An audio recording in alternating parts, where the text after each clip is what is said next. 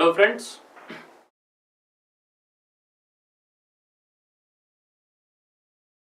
Welcome back to this session शुरू करने से पहले मैं फिर से वही बात कहना चाहता हूँ कि I might not be speaking language Hindi but focus on the content that I am providing, which is more useful for the exam perspective, from the examination point of view, because these questions have been framed based on the line of questioning that has been asked in the previous year examination, friends.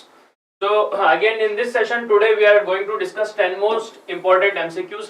It is only through MCQs we will be able to understand much more the important concept in a better manner, the important concepts that will be helpful for the upcoming examination, friends. So now let us move forward.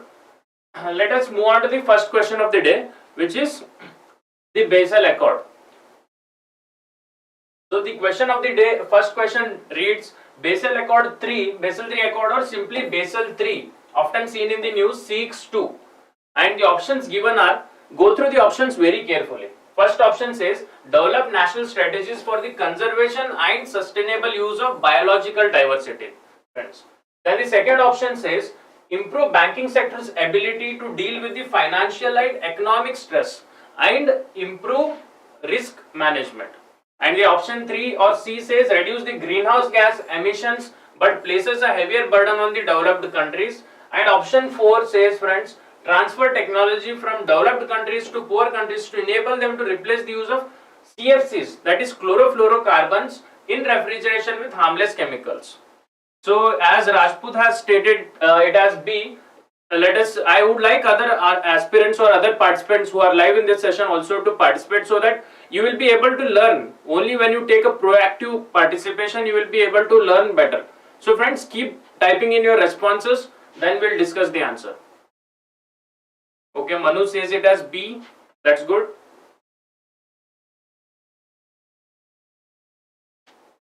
I would ask again, strongly recommend others also to type in their response, so that the idea is not to get the answer right or wrong, it is to take the learning from this entire session.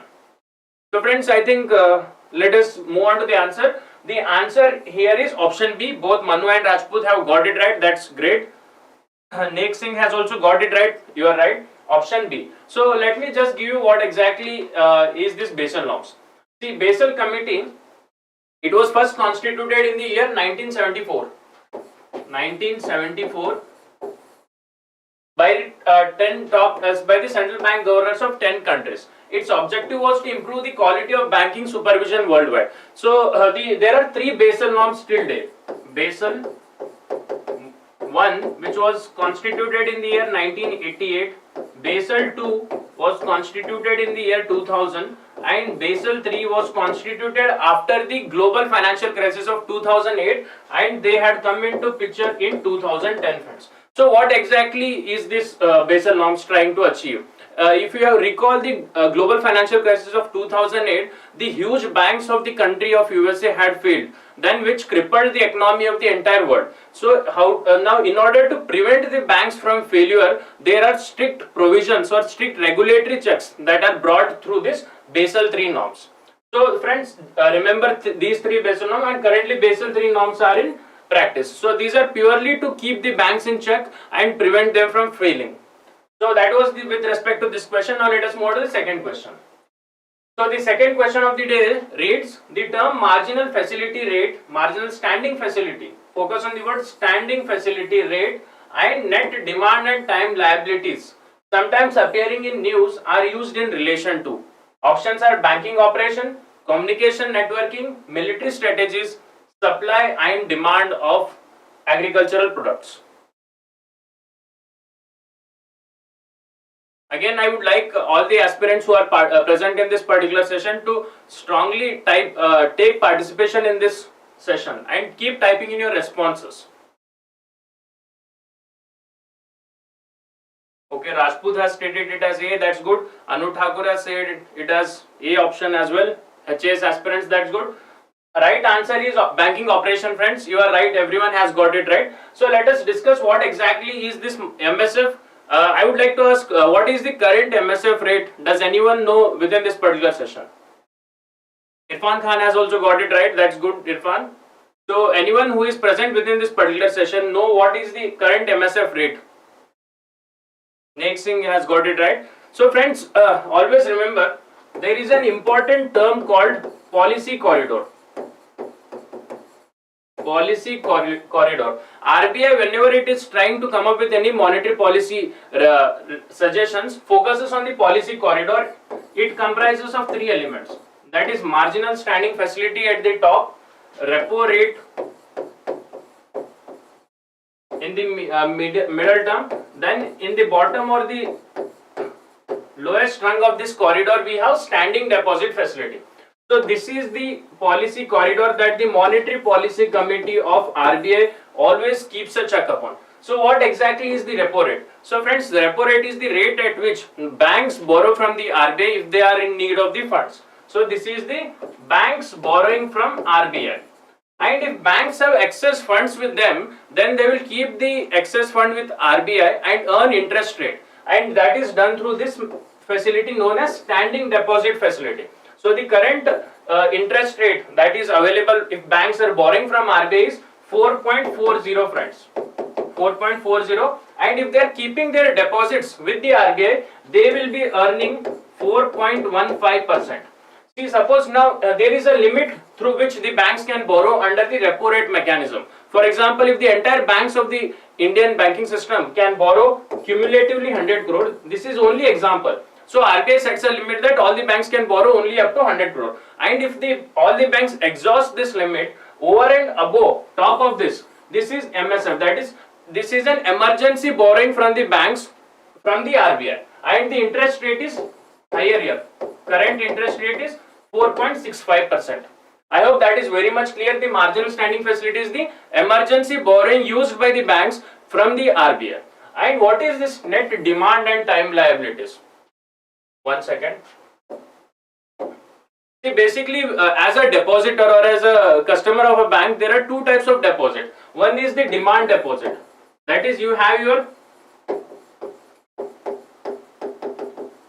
your savings accounts within the bank. Then you can withdraw the amount from your bank at any time. That is known as on-demand deposit. Whenever you are in need of fund, you will demand your deposits back. And apart from that, the other type of deposits that the customers keep in the bank is fixed deposit. Is the fixed deposit. Like they mentioned, I have opted for a 5-year FD, 10-year FD. So these two types of deposits. This is net demand. This is time liability. Fixed deposit is time liability and demand deposit is liabilities. So both these combined take us to the net demand and time liabilities, friends. I hope that is very much clear. The answer is option A. Now let us move on to the next question.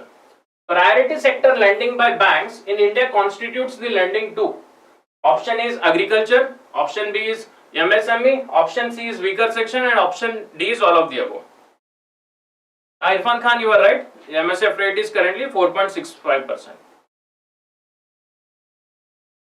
So again, type in your responses with regard to this particular question. That is, PSL by banks in India constitutes the lending to. Option R, agriculture, MSME, weaker section, and option D, all of the above.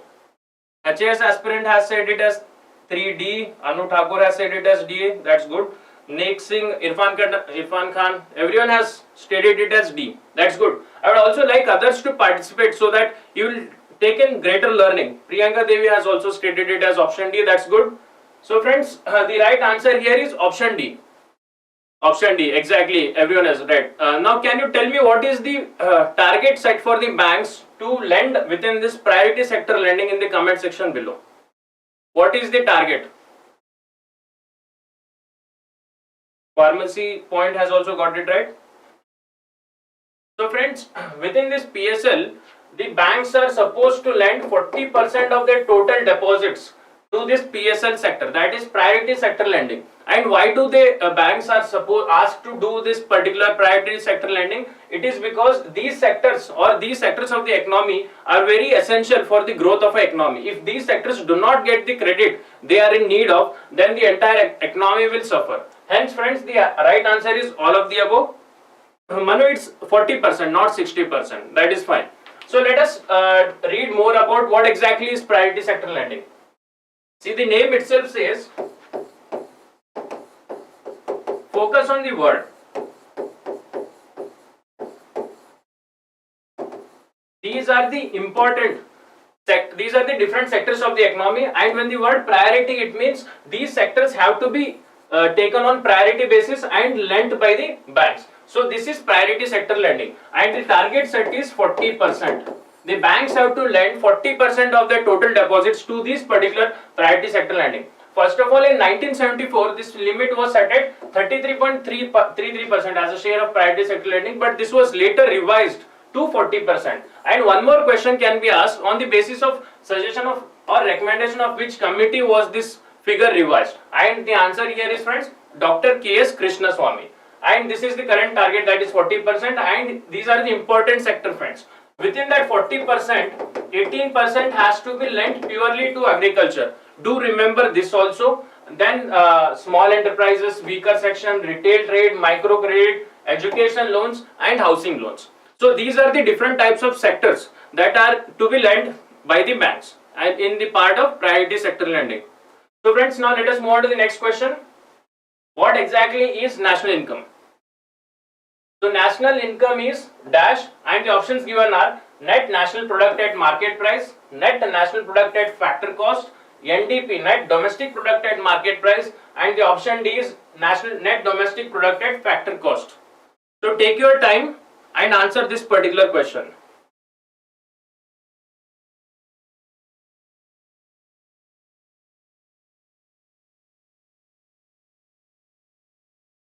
Again, this is a very important question because this is testing the basics of economy. What exactly or which of the following measure gives us the best measure of national income? So take your time and type in your responses. Exactly, you were right, Priyanka Devi. Agriculture has 18%. So friends, the right answer here is option B, that is net national product at factor cost. So let us try to understand what exactly is this. First of all, we know that gross domestic product gives us the best, gives us the total production of the services and goods that are produced within the economy. And when you subtract the depreciation from this, we will get NDP. So for example, all the machines that we have, aspirant, HS aspirant is right. The answer is net national. No. The right answer here is, friends, NNP at factor cost. Option B is the right answer. HS aspirant has got it right. So I am just explaining. See, GDP is there. When you add the net factor income from abroad, you will get the GNP.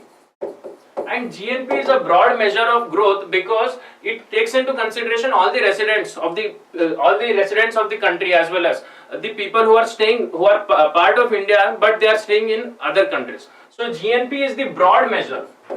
So friends, GNP is the broad measure. Then when we subtract the depreciation, we will arrive at GNP minus depreciation.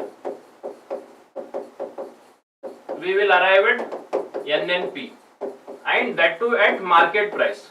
So what exactly is this factor cost? Let us try to understand that.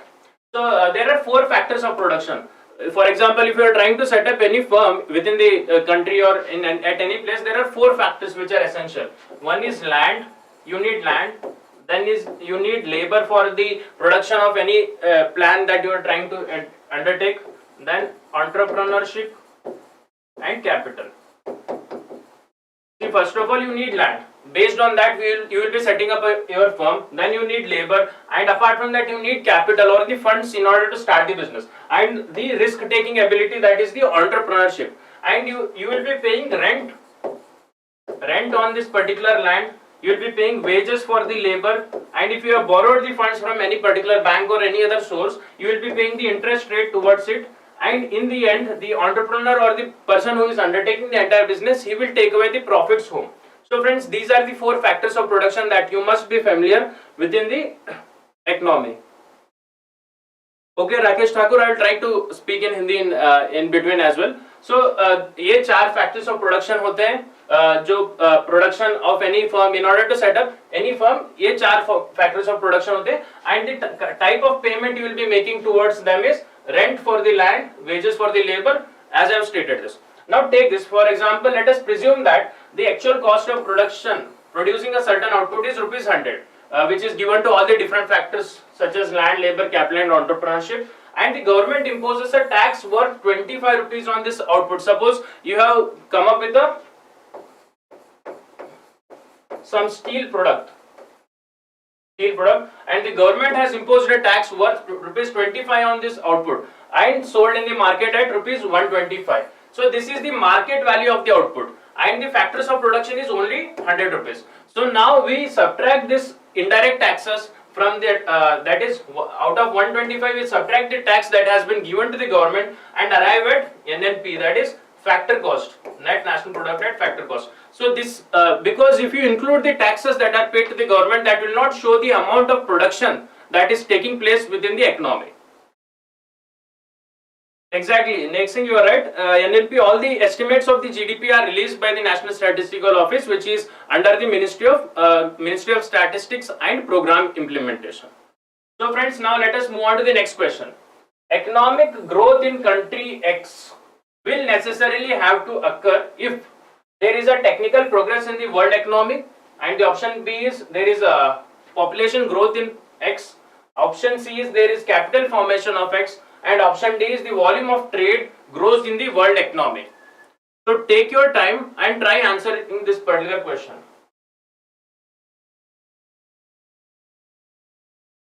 Let me read the question once again. The economic growth in country X will necessarily have to occur if there is a technical progress in the world economy, there is a population growth in X, capital formation of X, the volume of trade grows in the world economy. Focus on the keyword here, the world economy, and the question that is being asked here is country X.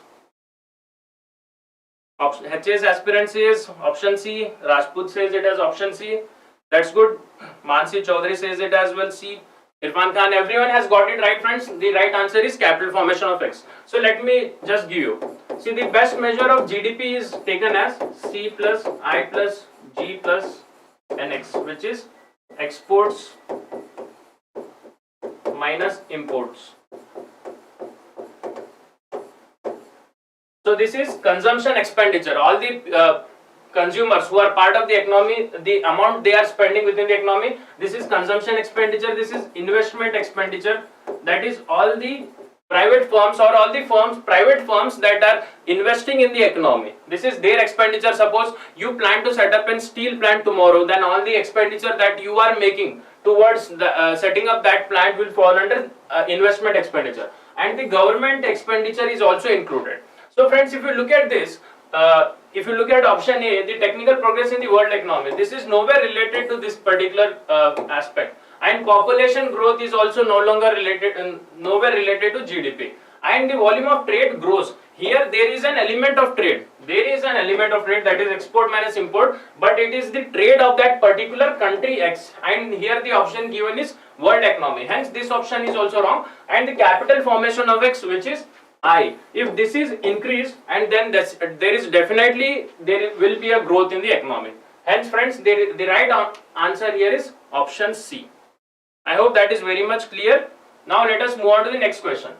With reference to the inflation in India, which of the following statements is correct? And the first option is controlling the inflation in India is the responsibility of the government of India only. Focus on the keyword, it is talking only. And the RBI has no role. RBI has no role in controlling the inflation. That is the second option. The third option is decreased money circulation helps in controlling the inflation.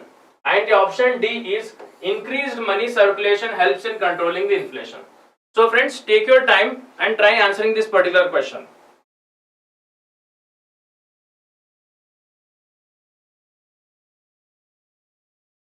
So with reference to inflation in India, which of the following statement is correct?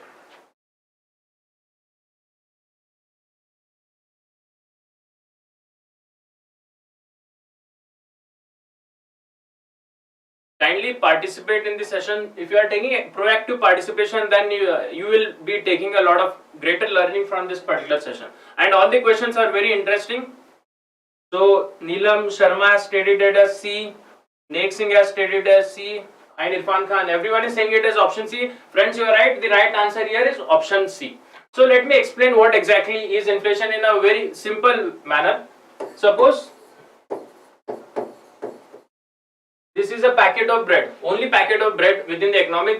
This is only for your understanding, so you will get the concept in a better manner. This is the only packet of bread within the economy. Then there are 10 people who want to buy this, and everyone is having certain amount of money X. Now if you give, then they will take this particular bread at a whatever price, suppose price Y. Now if you give all of the people the increased money, that is everyone is given extra 100 rupees, then they will start spending more on the bread, which will lead to increase in the price of the bread.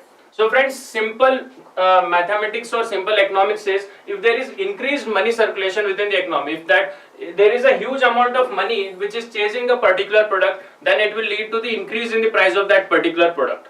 So that is the that was the concept here. If you, in order to control the inflation, we need to reduce the supply of money. So decreased money circulation helps in controlling the inflation. And why this is this option is wrong? Controlling the inflation in India is responsibility of government of India only. This is wrong because it is the responsibility of both the government as well as the RBI. Hence both these statements are wrong. And increasing money circulation will further fuel the inflation. Hence this option is wrong, friends. And the right answer is option C. So during the high inflation period, the government can reduce the spending to decrease the money circulation in the economy or in the country. So in just, if I were to sum up the entire story, if you are to control the inflation, then there is a need of decreasing the money circulation. I think that is the important takeaway. Now let us move on to the next question. Which of the following is likely to be most inflationary? So again, a very interesting question. Go through this particular question very well.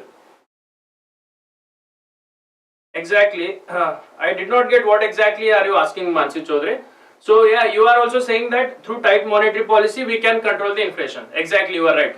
There is no doubt with regard to that. So now let us move on to the next question. So which of the following is likely to be the most inflationary in its effect? One is repayment of public debt. The option B is borrowing from the public to finance a budget deficit. And option C is borrowing from banks to finance a budget deficit. And option D is creating new money to finance a budget deficit. So friends, go through the option and try answering this.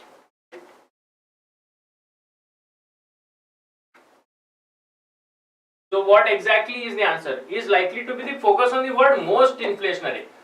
There might be, all of them might be inflationary in aspect, but which of the following is the most inflationary is the keyword here. Always focus on the keyword while answering or trying to answer the particular question, so that your answer will be more precise. HPAS aspirant has stated here it as A. Okay. Let us wait for few more responses. Then we'll begin with our discussion. Focus on the keyword most because every option that is given here is inflationary in its aspect. Himanshu Sharma says it as option D. Okay, that is good. Okay friends, so now let me tell you the answer. The right answer here is option D. And why exactly is that? Let me tell you. Suppose within the economy there is a certain amount of X money that is floating within the economy. And here is the government and here are the lenders. Suppose banks, public, RBI, whatever it is. So if the government takes a certain amount of money X from the particular banks, then the government will have excess money. The government will have excess money, then it will spend on all the welfare schemes through which the people will have access to huge money, thereby leading to inflation. So this is also right. Similarly, public borrowing, again the money will be taken from this particular X and lead to welfare spending on expenditure, welfare programs, through which the people will have more money and that will lead to inflation. So friends, here focus, the first option is borrowing from banks, borrowing from the public, and if you are repaying, the government is repaying back the debt to the public, so the people or the public will have excess money and they will also spend. Here the catch in this option is creating new money. For example, if you look at all the options, there is money X which is already within the economy, but on top of that, if you are adding money Y, money, why? That is, you are creating new money in order to fund the government budget, then that will lead to excess of inflation, because there is already money X, and on top of that there is Y money which has been created to fund the government budget, hence that will be the most inflationary among the given options. So friends, I hope that is very much clear. If you have any doubt, you can type in the comment section below, I will answer that. So the chances of inflation will increase more when the government plans to print new currency to finance a budget deficit. And similar is this is what I have explained now. Let us move on to the next question. So the next question, question number 8 of the day. Consider the following statement. HDI, that is Human Development Index, is released by IMF, is statement 1, and statement 2 is Human Development Index rank of India is 131 in 2020. Which of the following statement is or are correct? Option 1, only 1, only 2, only C, that is both are correct, and both are incorrect. So friends, kindly go through the question. Which of the following statement is correct? The HDI is released by IMF and the HDI rank of India is 131 in 2020. So friends, here the right answer here is only 2. That is because Human Development Index is released by UNDP, not IMF. Hence, this makes that particular statement wrong. That is statement 1. And Anu Thakur has stated it as right. Exactly. HPAS aspirant has also stated it as right. Option B is the answer. Let us move on to the next question, friends. Question number 9 of the day. Which of the following report is not, focus on the keyword, is not published by the World Economic Forum? And the options given are Global Risk Report, Human Capital Report, Global Gender Gap Report, and Human Development Index.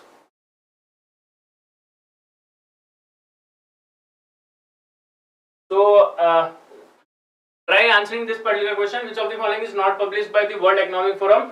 These are the 4 options. And it was just mentioned that in the last question, HDI index is published by the UNDP. Is published by UNDP. I had mentioned it. Hence, that is the right answer. All the rest of the reports are published by the World Economic Forum, friends. That is Global Risk Report, Human Capital Report, and Global Gender Gap Report. So that is the thing I have just now highlighted. Now let us move on to the last question of the day, question number 10 of the day, friends. That is, which of the following is not matched correctly? Which of the following report is not matched correctly? The first report says the World Employment and Social Outlook by the International Labour Organization, that is ILO, Global Financial Stability Report, that is IMF, International Monetary Fund, and Global Competitive Index is released by World Economic Forum, and Global Economic Prospects is released by WTO, that is World Trade Organization. 9D, you are right. Next thing, you are right. So friends, look at this particular question. What exactly is the answer to the last question of the day? So friends, the right answer here is Global Economic Prospects, because this report is released by the World Bank. This report is released by the World Bank. So, and rest of all these options are right. That is, yeah, Anu Thakur, the right answer here is option D. That is fine. So, word employment, see, anything that is related to employment is always released by International Labour Organization. Global Financial Stability is released by IMF. Global Competitive Index is released by World Economic Forum. And this Global Economic Prospects is released by World Bank, friends. So that's all we have in this particular question, and this is a homework question for your of the day. That is, inclusive growth as enunciated in the 11th 5-year plan does not include one of the following, and the options are given below, friends. So for this particular answer, type your response in the comment section below. We will discuss the answer in the upcoming session, friends. So that's all we have in this regard to in this session. For more such interesting video, please subscribe to our channel. Thank you.